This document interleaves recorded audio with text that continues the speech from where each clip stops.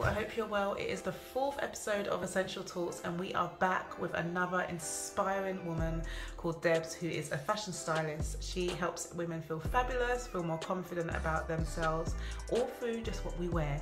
We're going to dive into her story about, how she started her business, about her journey into motherhood and how she combines the two. So stick around if you want to feel inspired, because she really inspired me and I know she will definitely inspire you. Debs, I'm so grateful to have you. I mean, as we were saying before, we hit the record button. We were just talking about, just how it's great to have like social media to meet other women and just to connect. I know. Like this. It's amazing, isn't it? Yeah, it's such a great tool for connection, isn't it? And meeting like-minded women and being able to have conversations like we're going to have today. So yeah, really great. But even better to actually meet you. Yeah, I know. As I was saying, it's like doing another introduction. We've kind of had it's like we've authentically had not the official introduction where we say, oh, hi, my name's so-and-so, but we've kind of just introduced ourselves by just supporting each other's platforms. And Exactly. Yeah. Which is the huge positive of social media, definitely. Definitely. Well, thank you again for joining. So as you know, this is like Essential Talk. So it's all about, mothers in business and just sort of seeing how, giving advice to other women to let them know that it is possible. You can navigate the two.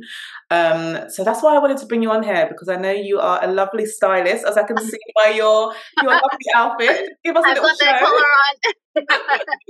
No, it looks lovely. But I guess we can start from there, actually. What is your background and how did you get into your career, your business?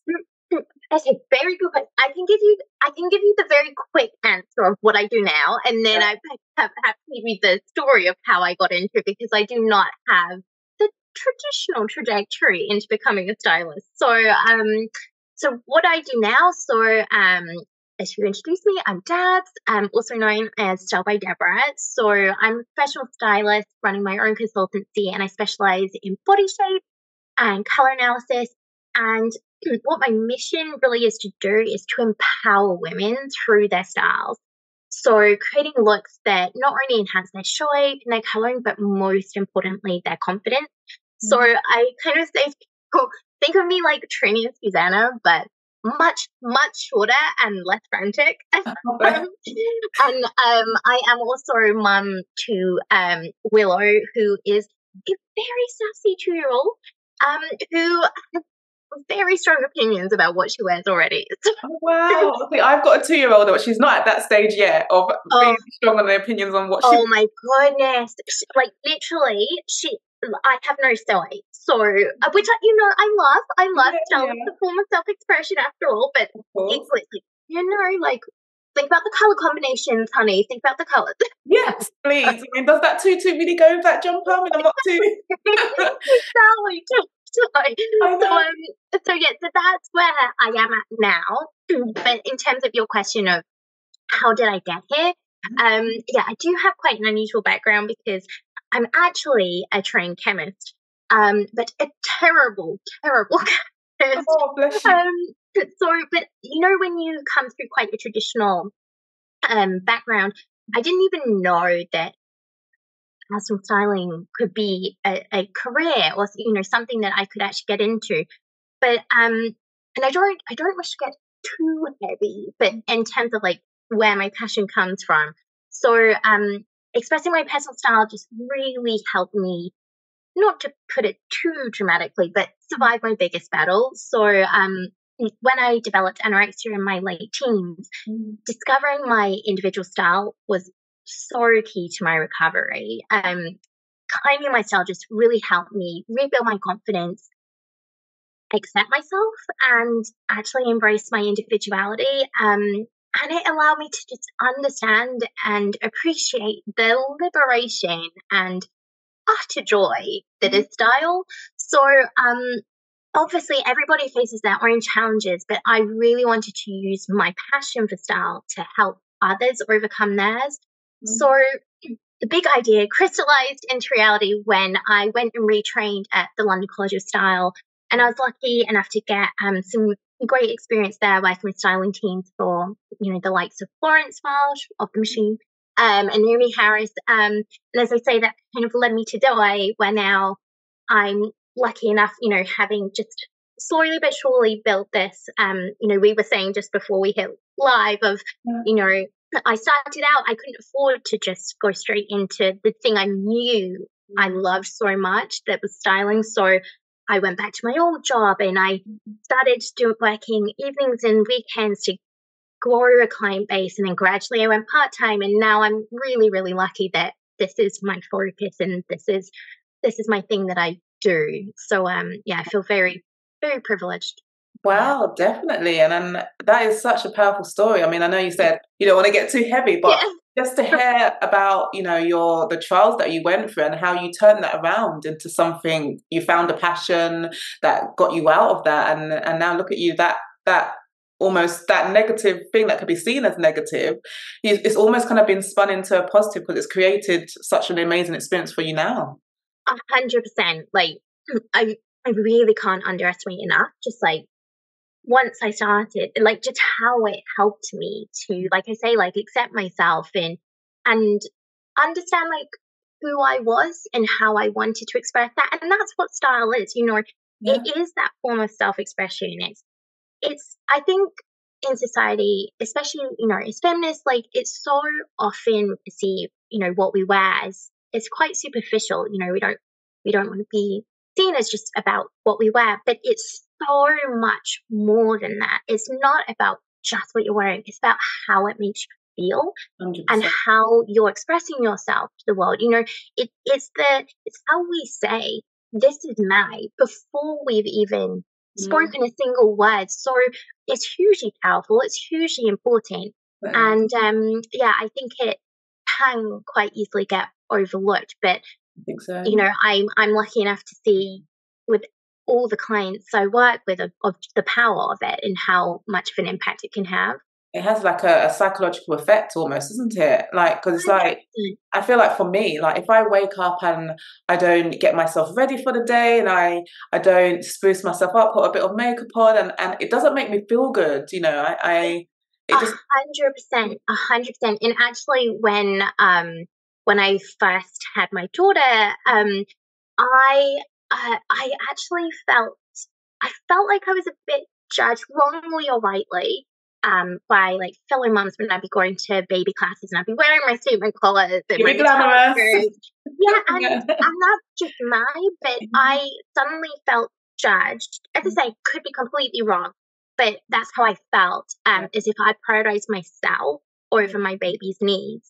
So, I did actually try to tone it down. I was like, dial it down, dial it down. So I did attempt to dial it down, but I felt so rubbish about myself. That I just wasn't being nice. So it only lasted a week. And then I was like, this is madness. What am I doing?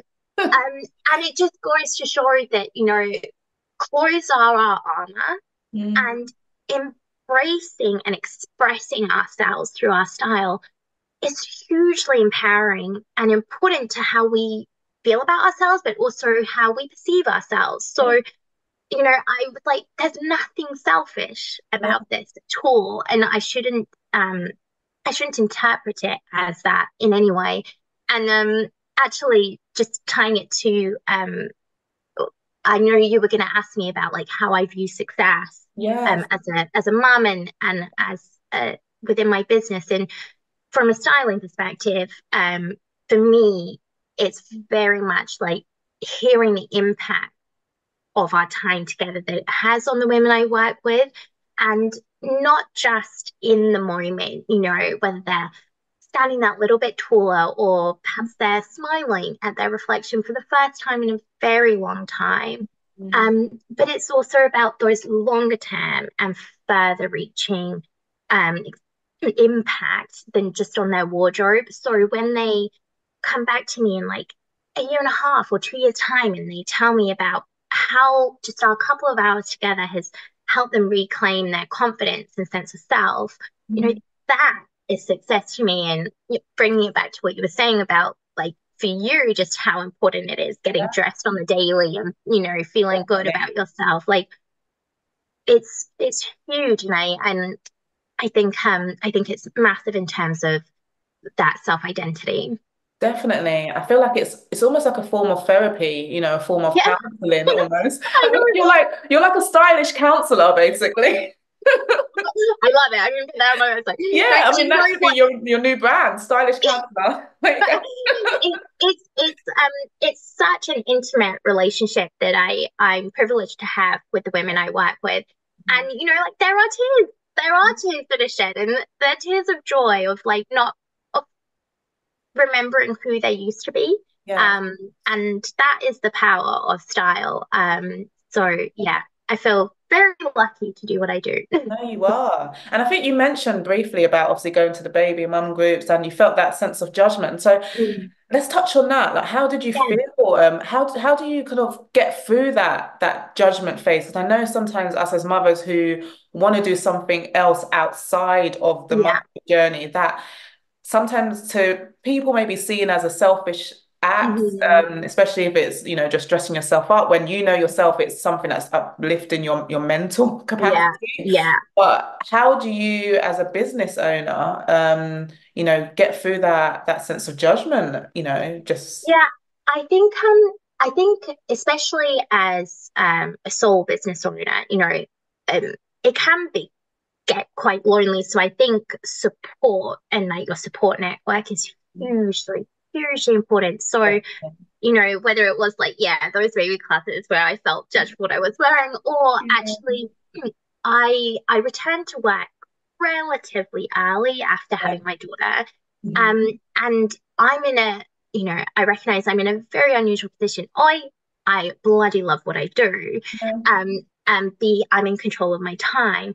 So I realized pretty early doors that I needed that in my life alongside motherhood. Mhm. And I wouldn't say that I necessarily faced judgment from others. At least they didn't vocalize it to me. Right, okay. But as a first time mom, Mhm. I definitely felt, judged by society as a Of whole course. Yeah. for choosing to have time away from my baby. And Mhm. that's where the support hugely came in. And I'm incredibly lucky to have a very supportive husband, and he never questioned my decision to return. He supported me to make it work, and he reassured me that doing something that allowed me to feel like myself was Mhm. ultimately best for our daughter. Definitely. So whether you have that supportive partner or family or friends, I think it is that support network around you that can just give you that reassurance and remind you that what you're doing isn't selfish. It's not neglect. It's actually for the greater good. But it's quite hard to do that alone. And Yeah. as I say, I think that's where that support network comes in.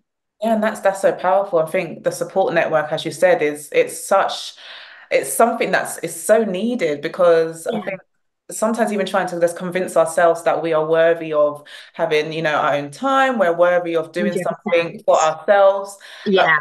as you know, as a mum, we get mum guilt. That mum guilt comes in and says, no, Oh my God. And mom guilt is like a new level. I yeah, always like suffered from guilt yeah, before, but like mom guilt. it's a whole nother story. I feel like we'll have to have another whole podcast for that because it literally has its own like category, and I know, it's so powerful that form of guilt, isn't it? isn't it? And yeah, it's so powerful. It's so dominating. Yeah, that's it. And I think that's where you have to have the conviction within yourself of like cutting through the noise that might be society, because there's so much like crap that of societal expectations, and just doing what feels right for you. And like we are all so wonderfully unique, so that is going to be different for everyone. Yeah, And remembering and holding on to that, and like, yeah, having the conviction to hold on to that rather than, which is easier said than done, and I'm yeah, very much a work in progress. yeah. But I feel like the it's like baby intention is steps, there. isn't it? Yeah, it's Yeah, like it's taking a little mini steps, but then as you said, having such a supportive husband, or if there's someone's got a supportive friend or supportive yeah, being a mother, exactly. Exactly. just Yeah, someone I'd say around them. just surrounding yourself with that support, so that in times when you are questioning yourself or feeling that self-doubt, that you can lean on them. Yeah, of course, definitely. And you touched on so your journey when it started. You obviously I was speaking to you about I want to get to where Debs is, doing her full-time passion, her full-time dream. It's amazing. But obviously you touched on how you started part-time and things like that. So how did you was that when your little one was born or was that before your No, little that one? was that was before she was born. So when I went and retrained in styling, like I instantly fell in love with the personal styling. I also did editorial styling, but I knew that wasn't for me. It was that personal styling and seeing that direct impact on the person that I just knew was for me. So I was like, okay, like the fire was lit, and I was like, I know that this is Time what to I want to go. do. Yeah. But how do I do it? So I spent like that was like a couple of years of plotting. So I returned to my job in a very different field, very different, and then it was just over years of, as I said, I started out trying to build a client base through evening work and weekend work. Then gradually that allowed me to go down to part time with my other job. And then finally, I was like, I'm gonna jump in, it's scary. It is scary. But there are a lot of what ifs and all of that. But I was like, this is the time I'm gonna go for it. So yeah. Following what you said, like having done that, you've experienced it now. If there was someone, like for example, myself or any other mother that was thinking, you know what, I want to do something that's completely different to what I'm doing, Yeah, even if it's just something that's, alongside motherhood, yeah. now that you've already taken that journey, what advice in hindsight, whether it's alterations to your journey, what would you tell them? Like, Yeah, I'd say I think kind of what I've touched on already in terms of always think what is right for me. And I guess doing this alongside motherhood, like what is right for us as yeah. well. Mm. So and staying true to that and trying to ignore the noise along the way and remembering why you're doing what you're doing. And because there are tough days, there are really tough days. And it's just holding on to that and then having I think I always knew this was the thing that I wanted to do. And I just believed that I was going to love it and hopefully be good at it. So I think holding on to that ultimate belief is so important because, as time passes, and, it might not be an overnight that you can suddenly be like, oh, yeah, great. Now I can Yeah. like dedicate myself to this. So, especially as time passes, of holding on to that. And I, my husband and I, like, we always say to ourselves, like, does it feel right? Like, that's what we always go with. Like, does it feel right? And like, two fingers up to whatever anyone else might think. And which is so much easier said than done. And that's where the support comes in. But I'd say really understand where you want to get to and why you want to get there. And then that will hopefully help you on your journey to getting there. Yeah, and I love that. Does it feel right? And that's what it is, like, does it feel right? That really is just going with your gut instinct. And obviously, you have to listen to your head as well, but it's like, does it at its core feel right for me and in my role as a mom as well? And how can I make that work together? So I'm not saying it's the smoothest or easiest journey, but No. you can get that Yeah, 100%. definitely. I think the journey, the motherhood journey and the entrepreneurship journey, I feel like combining the two, people must think we're crazy to even attempt to combine the two because them separately alone is just a rocky Yeah. ground. So Yeah, absolutely. Totally. Like just trying to get my 2-year-old ready for nursery in the morning. Like that is like the biggest stress. yeah, I experienced that this morning. I literally had to wait because I think she had night terrors last night. So she was crying a little bit. Yeah, bless her. Oh, So bless we all woke up extremely knackered. yeah, Yeah. there's definitely that element for sure when you've had a sleepless night and you're just like, oh my God, how am I gonna turn this on today? But you do and you get through it. And I think because we're choosing something to dedicate ourselves to that we truly love, Yeah. like that's what gets you through. So like even if you've had no sleep and you're, like I'm going off to a client and I'm like, oh God, like I hope I can like do like the job that I want to be able to do and perform at the level I want to. And it's like once you're in it, like that passion and that love, like that overrides any like sleep deprivation. And it's like, yeah, cool, let's do Yeah, this. definitely. So I think when it is something that you really love, Mm, that helps no end definitely. in terms of that balance of the two roles in your life. Oh, 100%. And I think, like you said, it's like when we've had a sleepless night, we're like, how do we get it done? But we still do it. We find the Yeah, way, isn't it? So, yeah, exactly, yeah, exactly. And like I say, I think that key ingredient is that finding that thing that really like gets you going, that like really sets that fire alight. And we're lucky enough to have found that. So, yes, I'm sure yeah, many others can. And, yeah, if they have found it, just having that emphasis on it that, there's no other option. I need to make this work. yeah, Yeah. absolutely, absolutely. And I think in terms of finding it, my trajectory is so roller coaster and unexpected turns, and that's what I love hearing about success stories, like whether you're like the podcast and all of that. I love a desert island where, you know, it's not about like the 5 year plan or anything like that. It's like, oh, that how their life just went on so many unexpected turns. And if you hadn't been open to that, you would never have gone down the route that you did. And that's what I love. Like when it's like, it's not necessarily the most obvious, but if you're open and allow yourself to explore things, then it's just amazing where things can Yeah, take where you. it goes. It's funny you say that because I was actually watching Dragon's Den. I don't know if Oh, you're, yeah, yeah, I love it. And yesterday there was a guy on there actually who I think he started a business during COVID, during lockdown, and yeah, he wanted to keep his kids entertained. So he basically built like an outhouse for them. So, and he called it glamping. It was like a form of glamping where they'll do love camping it. outside, etc. And then he documented it on social media and found that a lot of people were getting in contact saying, "Oh, can I like rent this out for the weekend?" Amazing. Yeah. Now he's got a business having Like different sites with glamping. 100%. And that just brings me to one of my friends gave me a great piece of advice. And he said, never assume what people want.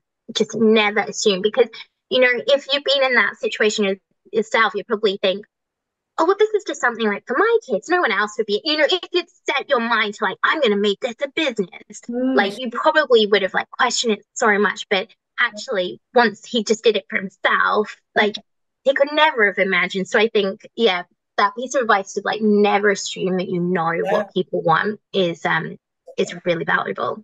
And I think you added something on to that as well, just doing it for yourself, starting Yeah, off for yeah, yourself. What yeah, makes you happy? exactly. 100%, 100%. And I think that is tricky when like social media gets involved because you're putting yourself out. It's quite a vulnerable thing, especially to someone like me who's not naturally a sharer. So you do feel quite vulnerable doing that. But I think ultimately you know why you're doing it, so that really helps as well. Oh, lovely. So give us a quick summary then, Deb. So a mother who wants to start her business, what are the final words that you would say to her, when it comes to not feeling guilty, not going, not focusing on the mum guilt, not about Mhm. what people think. What would be Yeah, your final words based on your experience?